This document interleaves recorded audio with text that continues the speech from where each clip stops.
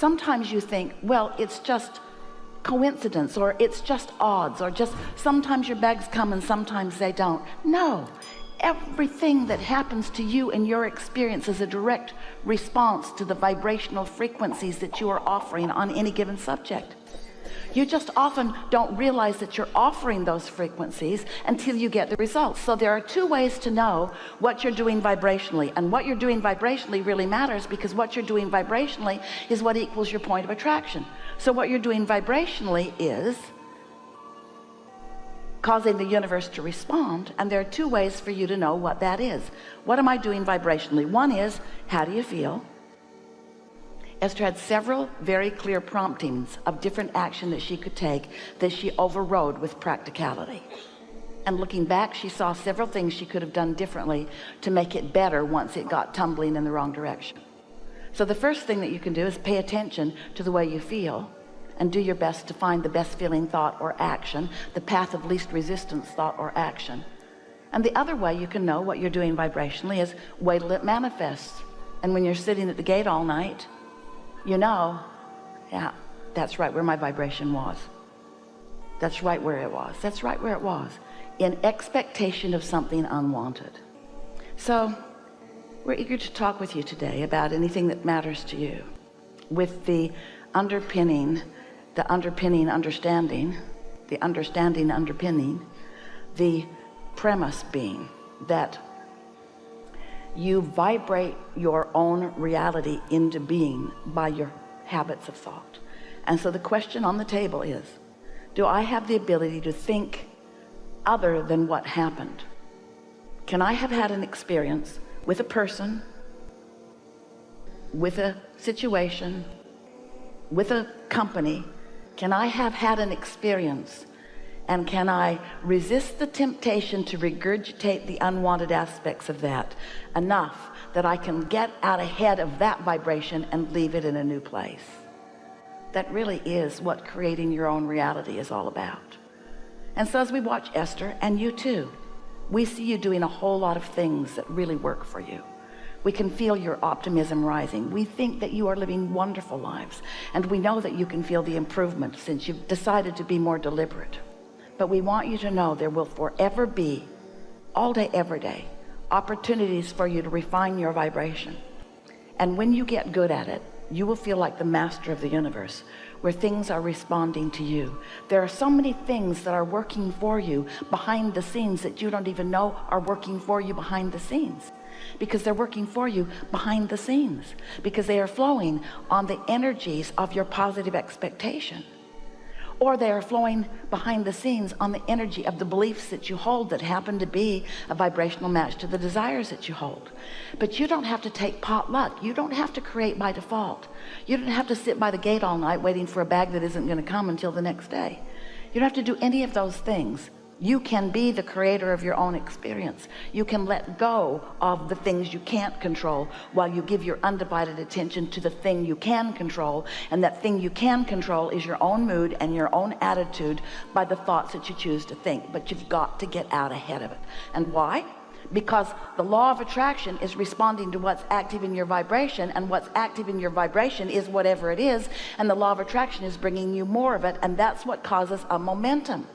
So if you are thinking a non-resisted thought, if you are thinking a thought of well-being about yourself or someone else, and then the non-physical energies of the universe, all that is non-physical, who is purely non-diluted and non-resisted, joins you in that thought, you've got one powerful momentum going.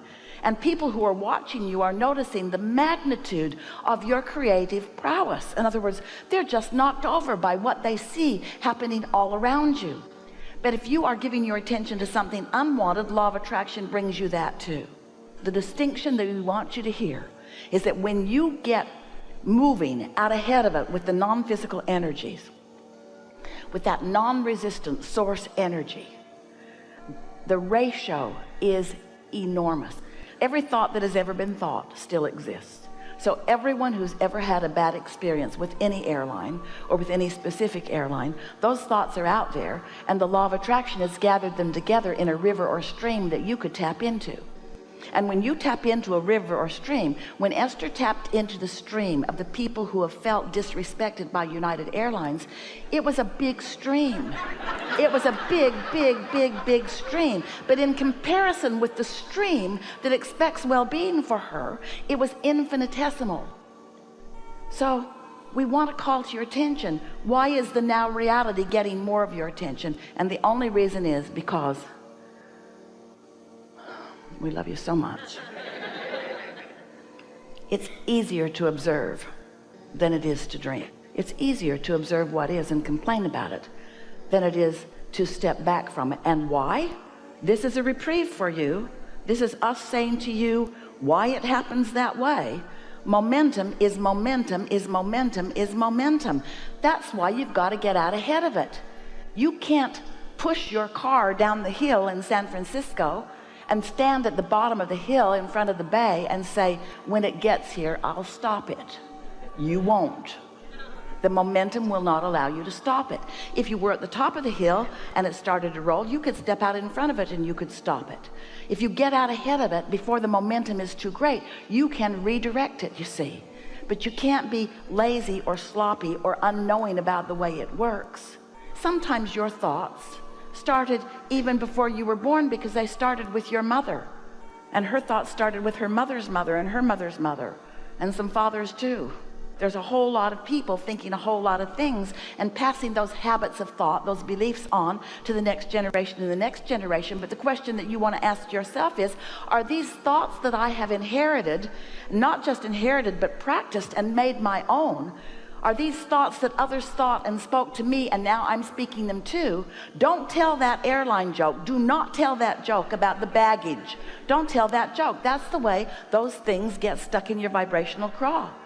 And then these beliefs that you've inherited clash with new desires that your now life experience is producing within you. You are creators who have come with such intention. And you knew that there would be contrast, and you knew that the now reality would be the bouncing off place into new ideas.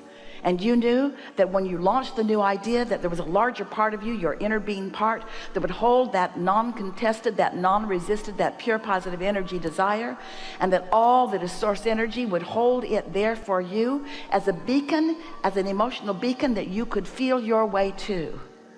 But you got to care about how you feel. And it's got to be more important to you that you feel good than that you get your luggage.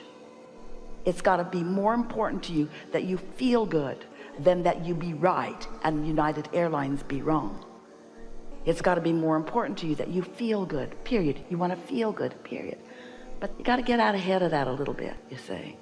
Got to get out ahead of it. So we've enjoyed this interaction immensely. There's nothing that we could possibly tell you that would be of any more value to you. We think you got it. Esther gets two kinds of letters or emails or phone messages. One says, thank you for all the stupid things you do. Because, well, they're not usually that harsh, but often. Because in your reaching for guidance, we all benefit. That's one letter she gets. And the other letter she gets is, if you can't figure it out, what chance do we have? She's figured it out. So here's the question that we have for you. You're gonna like this. Do you think that Esther should just bite the bullet and fly United Airlines? Not a good idea, is it? Not now, because it's not the path of least resistance, is it? In fact, is there a path of more resistance for Esther than to get on that sucking airline?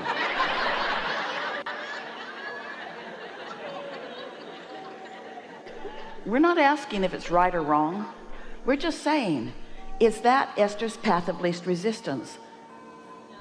It isn't, is it? So are we asking you to sort out what's right and wrong in the world? No.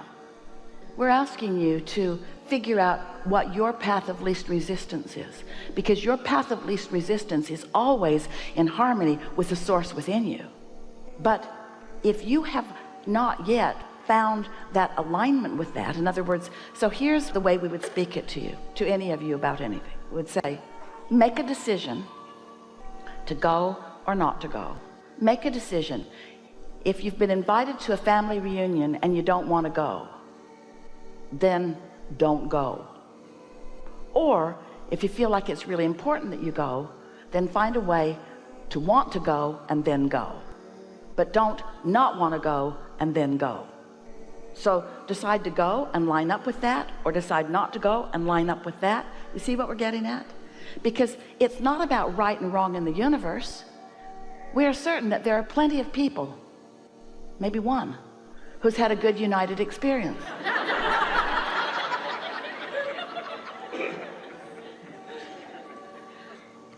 Some time ago we told a similar story as this one about Delta Airlines, and the first person who came up was a Delta employee.